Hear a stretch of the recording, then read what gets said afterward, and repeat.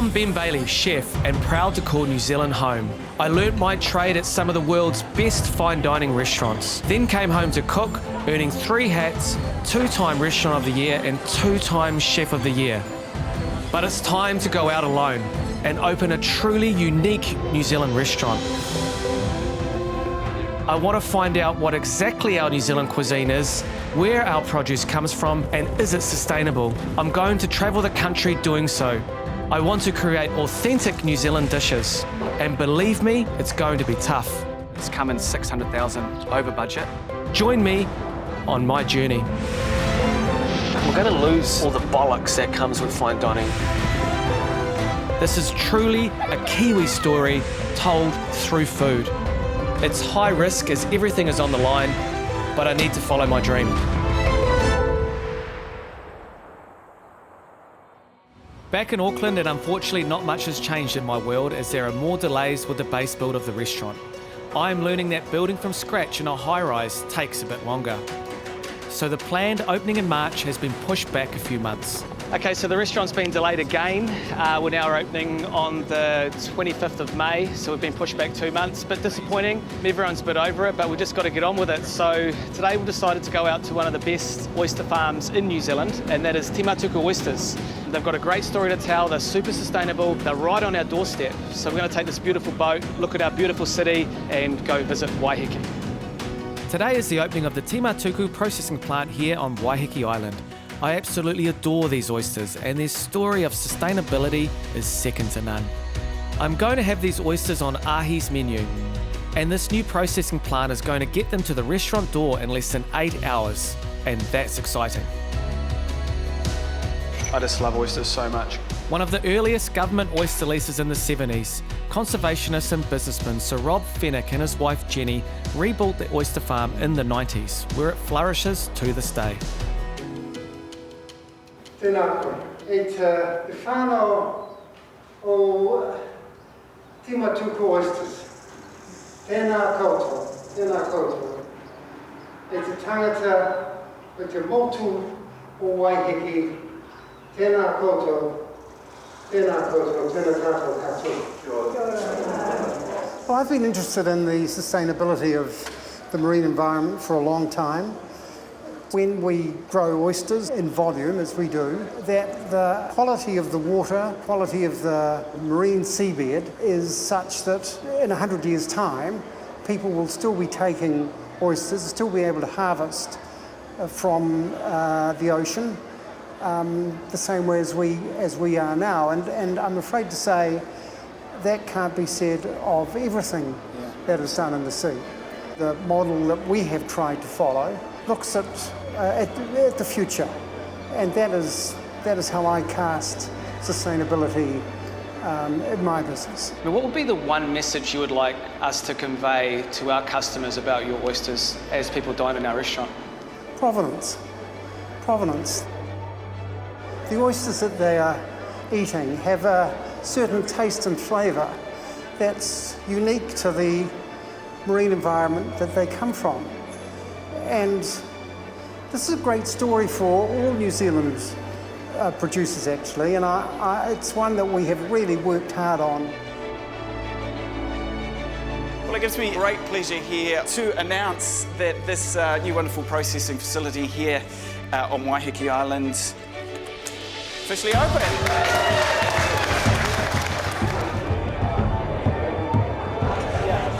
Hey Clark, good to see you. You've become... I'm distracted. Sorry, Ben, how are you? You've become almost a seafood ambassador for New Zealand, especially around sustainable seafood. Like, why do you love these oysters so much?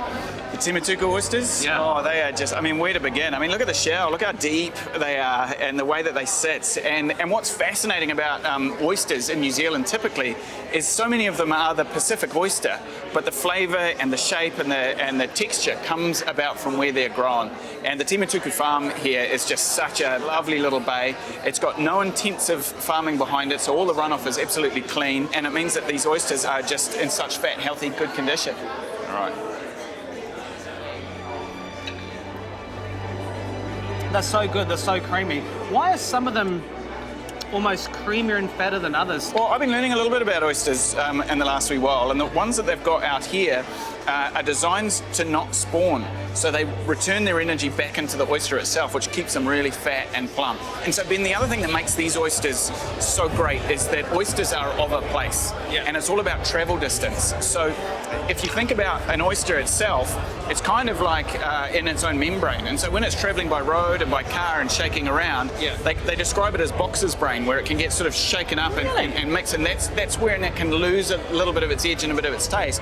But having these oysters right here and being able to deliver them into a city, the most popular city in New Zealand just here, means that they just are as fresh as they've come out of the ocean.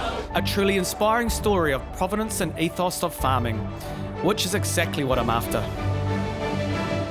Coming up, we're heading to the south side of Waiheke to see the farm in all her glory, and manager Nat Upchurch is the man to speak to.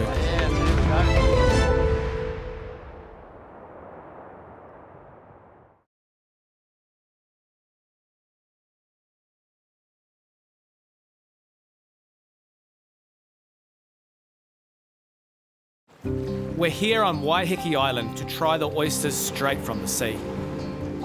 Is this where all the oyster happens? This is where all the oysters, this is Timatuku Bay.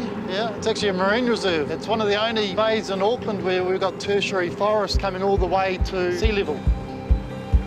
So the key difference to this oyster farm is your baskets? That's right, yes. Technically we're a single seed oyster farm, so we don't get our oysters from the wild, we buy our oysters from a hatchery. That gives us a lot of benefits. We can selectively breed our oysters. Our oysters are selected for their growth rates, their colour and their meat quality. It's an expensive way to farm, but it does have a lot of upside. One of the great benefits of farming oysters in baskets is we get a lovely, lovely cup-shaped oyster, and very marketable. So when we harvest, we've got 100% sellable yield. I mean, the life cycle of an oyster, so it starts in Nelson? We send mum and dad down to Nelson. Oh, wow. And then they spawn mum and dad might produce 20 million oysters. And then we bring them back up here to enjoy the Waiheke lifestyle. Fantastic. The farm's set up in zones according to how deep it is and how much wave energy it receives. Yeah. With our market oysters, we actually want them at the very front because we want to retard the shell growth. We want to stop them growing and we want them to fatten up. One of our major markets is the Auckland restaurants, and quite often we can actually harvest in the morning, get them to the factory, get them in the afternoon boat, and then you'll be eating them that dinner. So they've literally been in the water that morning.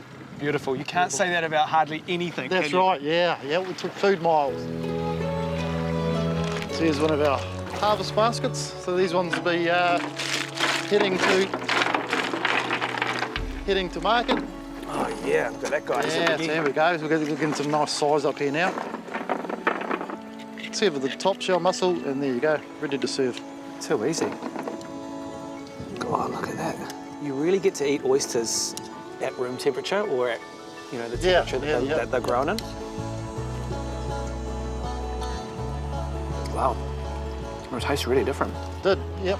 So that should be good. So that's a nice fat one. So you should be nice and bitter or nice and salty right off the bat, and then it should be quite sweet as it makes its way down. It's been a big oyster week this week, to be fair. This is pure heaven and I can't stop. Okay guys, I'm at 6. Timatuku Oysters is a remarkable story of sustainability and provenance. They are the type of product that I want on our restaurant menu. A truly New Zealand food story.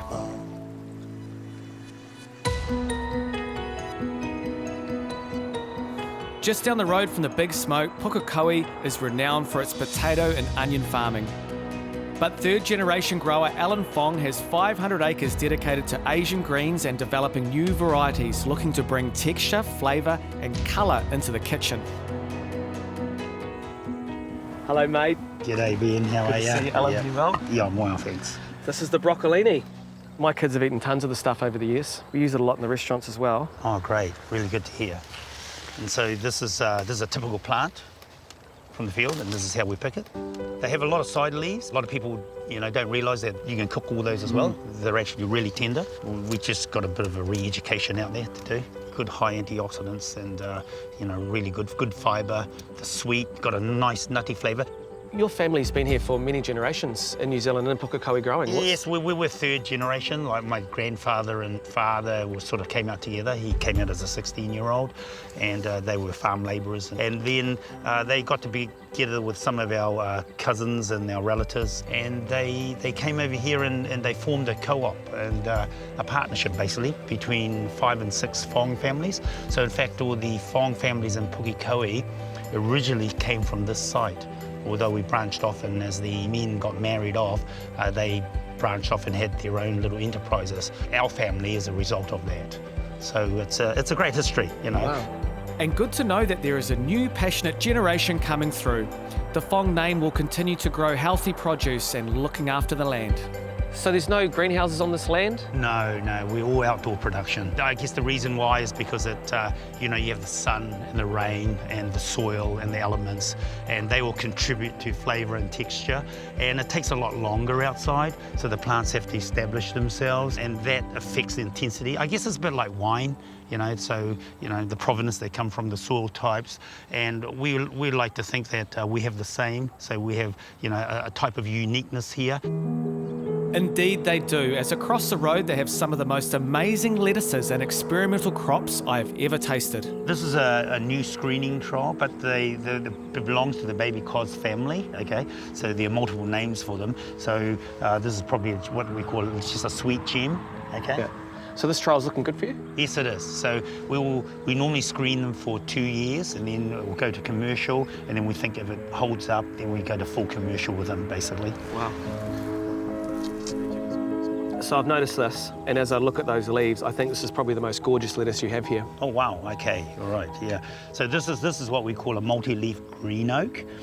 Green oaks are very, very old varieties. Yeah. So they break into all these little baby leaves, right? It's freaking gorgeous. Yeah, and so then the flavours are different again, and the shapes are also quite different. So, the shapes are there to hold your dressing as well. So as you drizzle it over, and it's just to maintain that, and the flavours are oaky flavour. They call it an oak, that's why it's an oaky flavour. Oaky Not like the wine. I want that cut like that and washed in a veg crate, and that's it. Yep. So it's better to get people like you on the receiving end to come out and actually tell us what you need and what you want, and then we can sort of collaborate and communicate basically, and hopefully get the best result for all. You're famous for your coriander too. Oh, I see your face all over the packets. Yes, that took a lot of photoshopping. Yes. So coriander's a favourite one. Oh, I just love the field-grown coriander. It just has an intensity and flavour that it's that I think is quite unmatched out there. I'm really heavy-handed when I use coriander because I just love it. I almost treat it like a salad on top of something, if you know what I mean. Oh, you're great for business. Thank you very much. Okay. This is exactly the type of salad green I want for Ahi, and being so close to the restaurant is an extra bonus. I could have spent all day with Alan, a man and a family so passionate about their produce and providing customers with healthy food. Coming up, we head to Clevedon to meet the curious croppers, the most passionate tomato growers I've ever met, and oh God, their produce is out of this world.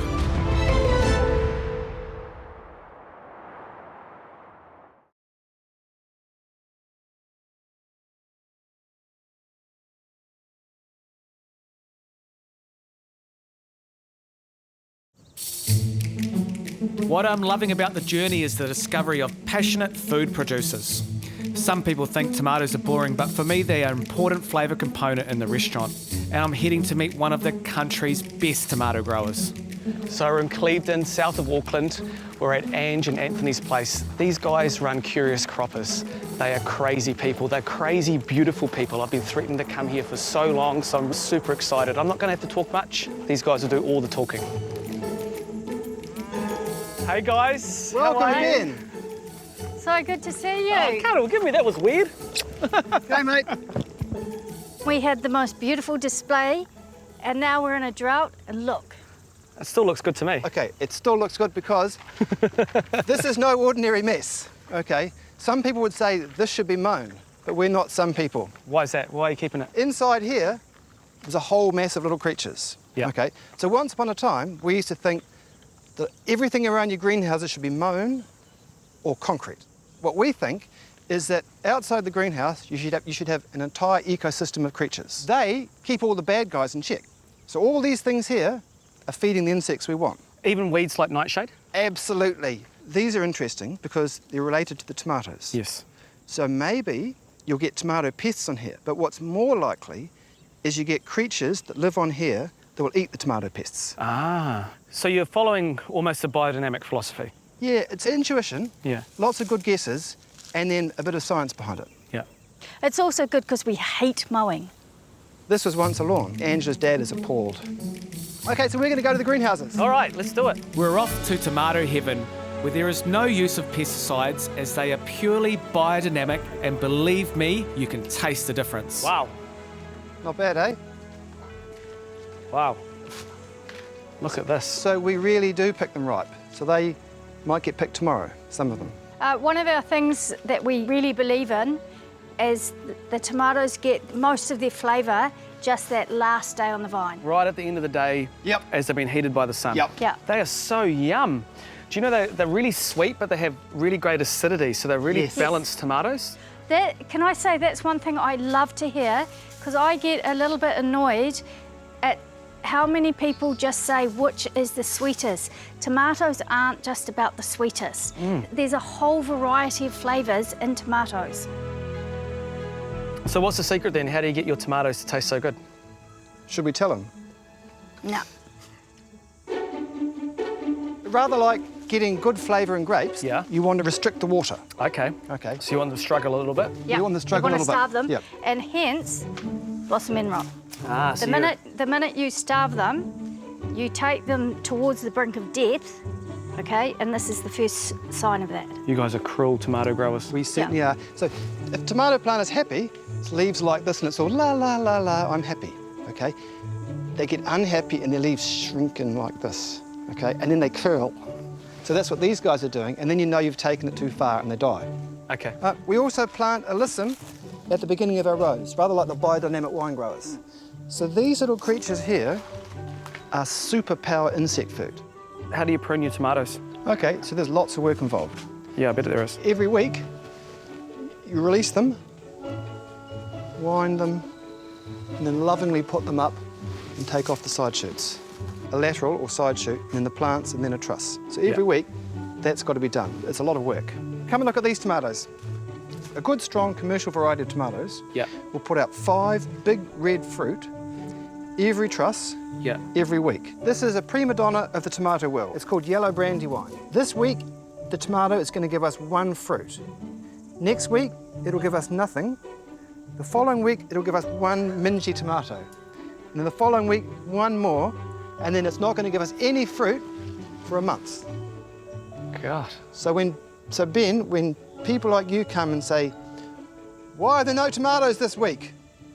I'll say, because this tomato has decided not to give you any. Because we have so many different ones, chances are if she's not giving us a tomato, he Something will. else will. Yeah.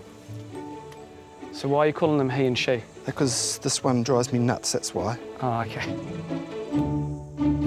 We even sell them split because I Otherwise- think we finally got it through to most of you guys that if you're getting heirloom tomatoes, they're not perfect. I think if you've got a chef asking for a perfect heirloom tomato, you should not even supply them. You know we've been tempted, one did. Okay, you've met the tomatoes, now let's go and eat them. Let's do it. So why are you guys mad about tomatoes? Okay, they are so different, okay? They are so beautiful, and whenever people talk about tomatoes, there's a romance to them. We think that tomatoes make people happy. How can you not look at that plate and feel happiness? All right, I'll serve. Okay, Looks amazing. So colourful, so beautiful, makes me happy. thank you for coming. You've made us happy too. And I'm pleased that we've got you here to really explain our food philosophy. Yeah, I just got to say that I knew you guys were wacky, but you really over-delivered. What a couple. This whole journey about what is New Zealand cuisine has made me so inspired. I feel energised and believe that our customers at Ahi will have a truly 100% New Zealand cuisine experience, and that super excites me. But how a week can change everything. Kia ora, good afternoon. We are breaking into normal programming. We are in uncharted territory. If community transmission takes off in New Zealand, the number of cases will double every 5 days. Our health system will be inundated and tens of thousands of New Zealanders will die. Effective immediately, we will move to alert level 3 nationwide. After 48 hours, we will move to level 4. Non-essential businesses in New Zealand must now close.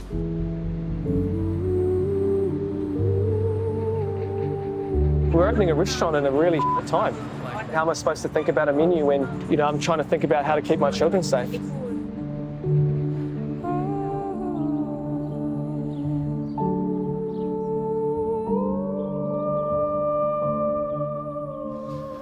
Okay, so the whole country's been shut down? Yep. Including our building site? But it's not important right now opening a restaurant, is it? There's a massive crisis and a pandemic, and opening a restaurant feels really, really unimportant at the moment. Yeah. A bit frivolous, maybe. There are silver linings, I think, but what is it?